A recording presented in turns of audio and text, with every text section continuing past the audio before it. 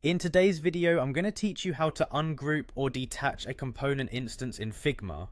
For those of you just getting started, Figma is a collaborative interface design tool used by professionals across the globe to create stunning designs and prototypes. So let's dive in and guide you through this handy process step by step. First, you need to head over to the Figma website. Once you've opened Figma, you'll see a bright and inviting interface ready for you to explore.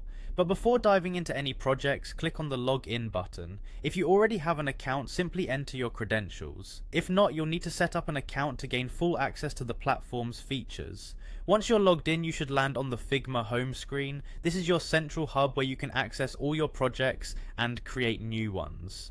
The next step is to navigate to the design section of your project. Click on the design tab, which is usually prominently displayed, guiding you right into the heart of your creative work area. Here you'll see all the elements you need to work with. If you're planning on detaching a component instance, this section is where you'll find everything you need. Now within your design board, go ahead and select the shape or component instance that you want to ungroup. Just click on it so that it is highlighted, signifying that it is selected. It might be a shape, a component, or a complex piece of your design that you've creatively built. Selecting the right instance is crucial because this is the element that you'll be modifying. After selecting your shape, locate the boolean operation button, which is usually located on the right hand corner of the interface. Clicking on this option will reveal several operations you can perform. Here you will see options like union, subtract, intersect, etc., all part of the powerful suite of tools Figma provides for manipulating design elements.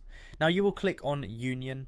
This specific operation combines multiple shapes into one and serves as an effective step in ensuring that grouped elements can be worked with more intuitively.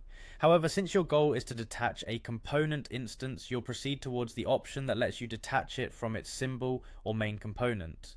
By doing this, you effectively create an independent instance that you can modify without affecting the main component. And there you have it. You have successfully ungrouped or detached a component instance in Figma.